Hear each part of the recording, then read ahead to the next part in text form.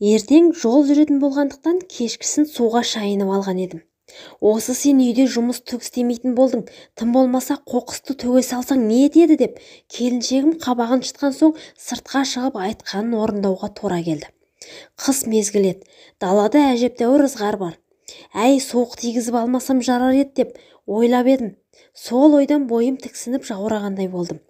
Шынымен-ақ таңертең ерте оянсам, сол иығым шаншып, мойным бұрғызбай қалыпты. Енді не істеймін? Мойның бұрылмай қалса, кербез келіншектің артынан сәлем салу керек деген ырымды бала кезімнен естіп өскем. Бірде-екілі рет оны жасап та көргем. Сол әдетпен жұмысқа келе жатып кеңсеге жақындай бере, жан-жаққа көз тігіп, әрлі-берлі өткендердің арасынан кербез келіншек іздеймін көзбен. Көпшілігі қыздар, кәрілі құртаңдар. Бірге жұмыс істейтін бір-екі қыз өтті. Аға, саламатсыз ба? Ішке кірмейсіз бе? Қазір кіремін ғой, кербез келіншек іздеп жүрмін. Олар аңтарылып бетіме қарайды. Мойным бұрылмай қалғанын қайдан білсін? Ешкім кездеспеген соң амалсыз кеңсеге кірдім. Келсем, жиналыс басталып кеткен екен. Қайда жүрсіз кешігіп? Жолда мінтірескен көлік көп екен. Ойбай-ау, сіз мені алдап тұрсыз ғой, жаңа ғана кербез келіншек іздеп жүр деп естіп едім. Оныңыз не, таң атпай? Кешкісінде кездесуге болады ғой, оның үстіне әйелі бар, бала шағасы бар емес пе деп, бастық бастырмалатып кетті. Мойным бұрылмай қалды деп қайдан ғана айта қойып едім. Қызметтегі қыз-келіншектер жымың-жымың етеді. 30 тістен шыққан сөз 30 рулы елге тарайды дегендей, кеңседегі кешке дейінгі әңгіме мен туралы болыпты. Ол ма? Түс кезінде келіншегім мен жоқта іздейді телефон соғып. Әйелім екенін қайдан білсін? Ойында ештеңе жоқ бір қызметкер, ол кісі сізді таңертеңнен бері тосып жүр деп естіп ем дейді. Келіншегім, мен оған барам деген жоқ едім ғой деп таңданып қалған екен. Ол қайдан білейін, өзі айтыпты ғой бір кербез келіншекті тосып жүрмін деп дейді.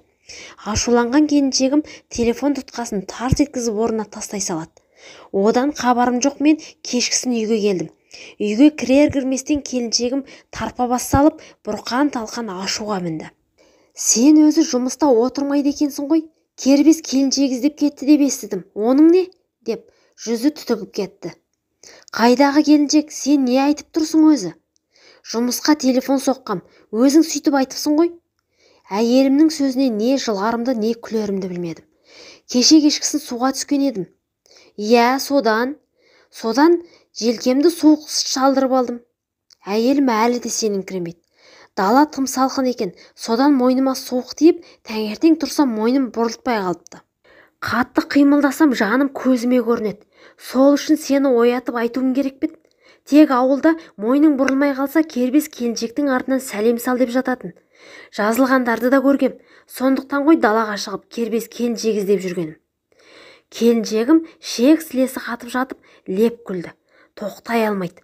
Мен байғұста ұрысу түгілі дауыс көтерер шама жоқ, мойным қозғалтпайды. Жақ ашуға дәрменсізбін. Бәсе, солай ма еді? Мен қайдан білейін? Сені бір кербез келіншек күтіп сыртта жүр деп естідім ғой, деді, сөзіме енді сенгендей. Дедім ішімнен. Шынында да сөзді абайлап айтпаса болмайды екен.